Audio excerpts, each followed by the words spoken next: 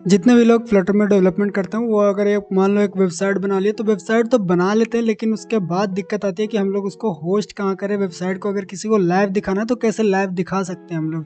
तो उसके ऊपर मैंने गिटहब के ऊपर वीडियो बना चुका हूँ कि गिटहब पे कैसे होस्ट करते हैं, और आज मैं बताने वाला हूँ कि हम लोग उसको फायरबेस पे कैसे होस्ट करते हैं। तो चलो वीडियो शुरू करते हैं। तो स्वागत है आपका एक और नई वीडियो में, जिसमें आज हम लोग देखने वाले हैं कि अपनी जो फ्लटर की वेबसाइट है उसको हम लोग फायरबेस पे कैसे फ्री में होस्ट कर सकते हैं, और बिल्कुल ही सिंपल प्रोसेस रहेगा, कोई भी कंफ्यूजन नहीं होगा।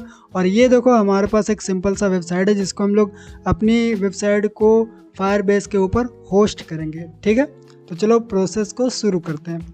अब देखो उसके लिए हम लोग को क्या करना है कि सबसे पहले तो आपका जो फ्लटर का जो प्रोजेक्ट है वो पूरा कंप्लीट होना चाहिए। जितना भी आपको वेबसाइट को फायरबेस पे होस्ट करना है वो उतना बना लेना। ठीक है, पूरा एक ही बार बना लो।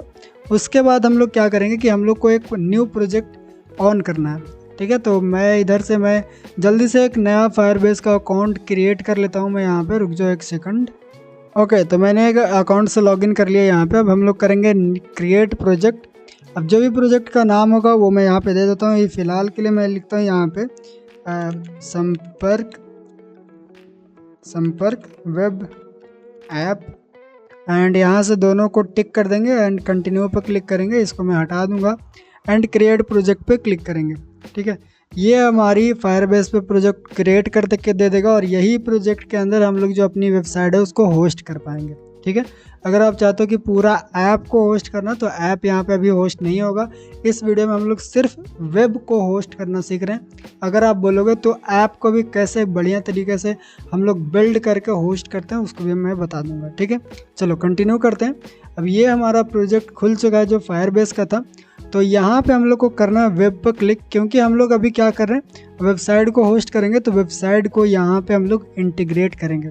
तो इसके लिए मैं वेब पे क्लिक करता हूँ एंड यहाँ पे वेब का नाम यहाँ पे आ जाएगा। ठीक है, and also set Firebase hosting for this app.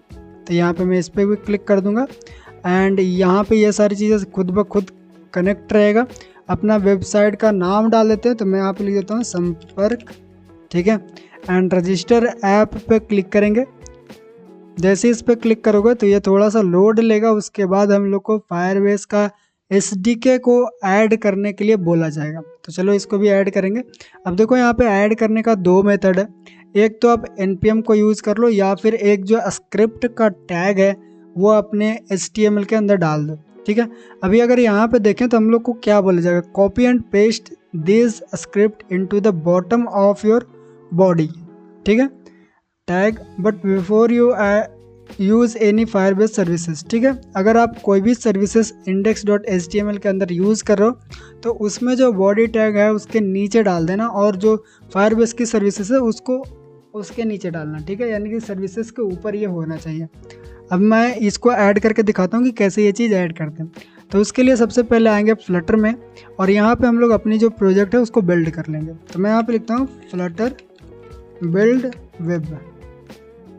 इतना लिखते ही हमारी जो फ्लटर की प्रोजेक्ट है वो वेबसाइट में बिल्ड हो जाएगी, और उसको हम लोग वेब पे रन करने लायक बन जाएंगे। अब कोई भी एक वेब बिल्ड होता है, यानी कि वेबसाइट होती है, तो उसमें कौन कौन सी चीज़ें होती है, उसमें HTML होगा, CSS होगा, वो सारी चीज़ें हम लोग को ये दे देगा। तो उसके लिए हम लोग बिल्ड में चलेंगे, और यहाँ पर देखो वेब के अंदर आपके पास ये सारी चीज़ें आ गई। अब इसके अंदर कहाँ जाना, ये पहले मैं टर्मिनल को यहाँ से मिनिमाइज़ कर लेता हूँ। index.html के अंदर आना, और यहाँ पे बोला कि आपकी जो बॉडी है ना, बॉडी के अंदर आपको वो सारी चीज़ें डाल देनी है। तो मैं ये जो स्क्रिप्ट यहाँ पे लिखा हुआ उसको मैं स्किप कर दूँगा, और उसके नीचे मैं जो वहाँ से कोड कॉपी करूँगा, ये वाली कोड को, वो मैं यहाँ पे इसके नीचे पेस्ट कर दूँगा। ठीक है, एक स्क्रिप्ट पहले से डाला हुआ था और दूसरा स्क्रिप्ट हम लोग अभी फ़िलहाल में डालें। ये हो गया, इसको मैं फॉर्मेट भी कर देता हूँ ताकि ये सही हो जाए। चलो ये सीधा हो गया। ठीक है, अब हमारा ये काम कंप्लीट हो चुका है। अभी हम लोग को क्या काम करना है कि नेक्स्ट पे क्लिक करेंगे एंड हम लोग को ये चीज़ को रन करना है। ठीक है, तो मैं यहाँ से इस चीज़ को कॉपी कर लूँगा, अपने प्रोजेक्ट के अंदर आएंगे एंड यहाँ पे टर्मिनल में आकर इसको मैं इस तरह से पेस्ट करके एंटर दबा दूँगा। अब ये थोड़ा बहुत लोडिंग लेगा, और इंश्योर करना कि आपकी जो कंप्यूटर या लैपटॉप है उसमें Node.js इंस्टॉल होना चाहिए, तभी npm का जो कोई भी मेथड है वो चल पाएगा। Node.js आप सिंपल से जाकर Node.js इंस्टॉल कर लेना, तब उसके बाद npm install global Firebase tool आप कर पाओगे। अगर Node.js इंस्टॉल नहीं रहेगा तब आप में एरर आएगा कि npm नॉट रिकॉग्नाइज। ठीक है, तो ये चीज़ें आप कंप्लीट करके रखना, क्योंकि कोई भी वेबसाइट अगर बनाता तो भाई वो रिएक्ट पे वेबसाइट बनाती है और उसमें रिएक्ट अगर बना रहा हो तो उसमें npm रहता ही रहता है। तो ये चीज़ मैं पहले ही वार्निंग आप लोग को दे देता हूँ कि अगर Node.js इंस्टॉल नहीं रहेगा तो फिर दिक्कत देगा। चलो, ये प्रोसेस ऑलमोस्ट कंप्लीट ही होने वाला। उसके बाद हमारे पास आई थिंक प्रोसेस कंप्लीट हो चुका है। यहाँ पे देखो सारी चीज़ें हो गई। अब हम लोग क्या करेंगे कि अब हम लोग आगे बढ़ेंगे, नेक्स्ट करेंगे, और यहाँ पे बोलेगा कि सबसे पहले आप लॉगिन कर लो उस आईडी से जिस आईडी में आपने ये फायरबेस का प्रोजेक्ट क्रिएट किया है। चलो, तो इसको मैं कॉपी करता हूँ और मैं अपना टर्मिनल खोलूँगा cmd एंड यहाँ पे लिखूँगा फायरबेस लॉगिन। यहाँ पे बोलेगा क्या लॉगिन करना चाहते हो, तो मैं y दबाऊँगा और एंटर दबाऊँगा।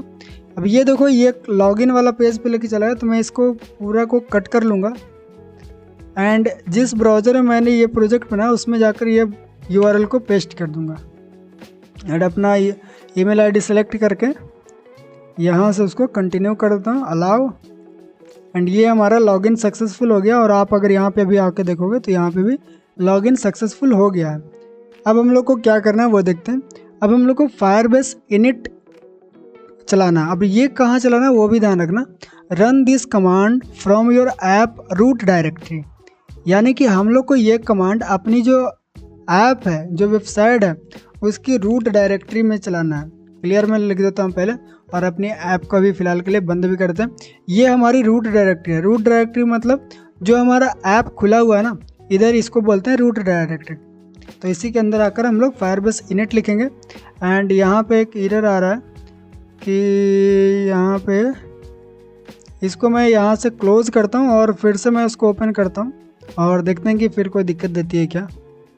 ओके, तो हम लोग फिर से फायरबेस इनिट को चलाते हैं एंड ये फिर से हम लोग को एरर दे रहा है, Firebase init can not be load because running script is disable on this system. और है ना, ओके, इसको सॉल्यूशन के लिए हम लोग देखते हैं कुछ।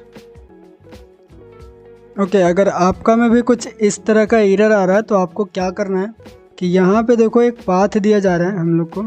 क्या, कहाँ गया, यहाँ पे हम लोग को एक पाथ दिया जा रहा है। ये देखो ये एक पाथ है, हम लोग ये पाथ को कॉपी करेंगे और ये जब आप अपनी फाइल के अंदर डालोगे इस तरह से ऐसे, तो यहाँ पे एक आएगा फायरबेस डॉट ये करके फाइल नेम, जो कौन सा है ये देखो, ये नेम से आएगा फायरबेस डॉट ps1, उसको आपको डिलीट कर देना सिंपल सा। ठीक है, जैसे डिलीट करोगे तो आपको यहाँ पे आकर लिखना फायरबेस इनिट होस्टिंग, मैं यहाँ पे लिखता हूँ होस्टिंग, और जैसे एंटर दबाओगे तो ये आपका सही से हो जाएगा। ठीक है, उसके बाद कोई एरर नहीं आने वाला। यहाँ पे बोल रहा है कि रेडी हो आप, तो मैं y दबाऊँगा एंड एंटर दबाऊँगा। उसके बाद बोल रहा है कि please select any option, use existing project, create a new project, use existing project पे हम लोग क्लिक करेंगे and use existing project and उसके बाद हम लोग को यही वाला प्रोजेक्ट को लेना, तो यस एंटर किए एंड उसके बाद do you want to use your public directory, yes, ठीक है। उसके बाद index.html y दबाएंगे एंड यस। उसके बाद गिटहब के लिए अगर पूछा जाए तो गिटहब वाला में हम लोग करेंगे नो, ठीक है, क्योंकि हम लोग अभी गिटहब पे डिप्लॉय नहीं कर रहे हैं। यहाँ पे नो करने के बाद हमारा काम हो चुका है। बस सिंपल सा प्रोसेस था, ज़्यादा कुछ नहीं है। उसके बाद अब हम लोग को क्या करना है, देखो इतना प्रोसेस करने से हम लोग के पास दो फाइल जनरेट होगी, एक फायरबेस और एक फायरबेस जेसन के नाम से। ये प्रोजेक्ट के अंदर थोड़ा बहुत और काम है, तो हम लोग ये वाली फायरबेस डॉट जेसन को ओपन करेंगे और यहाँ पे थोड़ा सा चेंजेस करना, वो क्या करना है वो भी देखते हैं हम लोग। फायरबेस का प्रोजेक्ट पे चलेंगे और यहाँ पे बोला गया when you are ready to deploy your web put your static file HTML and CSS JavaScript your app deploy directory and default is public. And हम लोग को अपनी जो वेब की डायरेक्टरी है उसको थोड़ा सा चेंज करना पड़ेगा। उसके बाद हम लोग डिप्लॉय पे क्लिक करेंगे, ठीक है, वो चीज़ हम लोग अभी चेंज करते हैं। उसके लिए अब हम लोग को क्या करना पड़ेगा, यहाँ पे देखो चीज़ें क्या चेंज करनी है।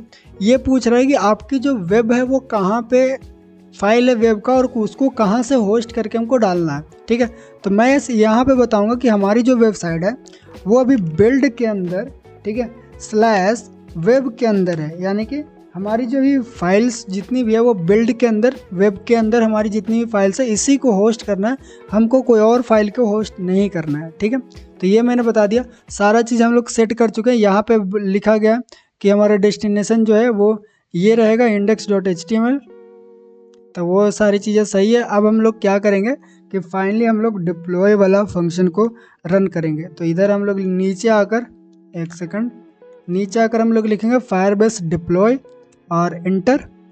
जैसे इंटर दबाओगे तो एक सेकंड जूम अगर हो ये तो अच्छा रहेगा।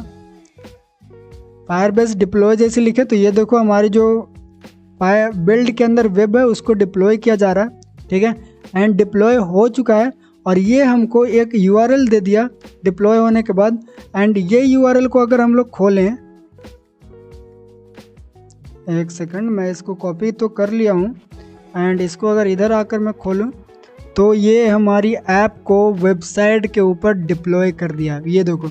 और ये हमारी वेबसाइट की जो वेब ऐप है उसका यूआरएल भी बढ़िया से यहाँ पे दिख रहा है और आप इस तरह से बढ़िया से एक वेबसाइट का यहाँ पे डिप्लॉय कर सकते हो। आई होप आपको ये वीडियो बढ़िया से समझ में आया होगा। और अगर फायरबेस के ऊपर चलें तो यहाँ पे देखते हैं कि क्या चेंजेस आई है। यहाँ पे थोड़ा सा इसको भी एक्सप्लोर कर लेते हैं कि यहाँ पे आखिरकार हुआ क्या। तो यहाँ पे आ गया कि एक वेब हम लोग को डाला गया है, ठीक है, एंड हम लोग कोई भी सर्विसेज वैसा यूज़ नहीं कर रहे, सिर्फ हम लोग डिप्लॉय कर चुके हैं। देखो यहाँ पे लिख रहा है डिप्लॉयमेंट, ठीक है, हम लोग डिप्लॉय कर दिए एक वेब को, ये यहाँ पे दिखा रहा है। ठीक है, आई होप आपको ये वीडियो समझ में आया होगा। बहुत जितना ज़्यादा हो सके उतना ज़्यादा मैं सिंपल रखने की कोशिश किया हूँ।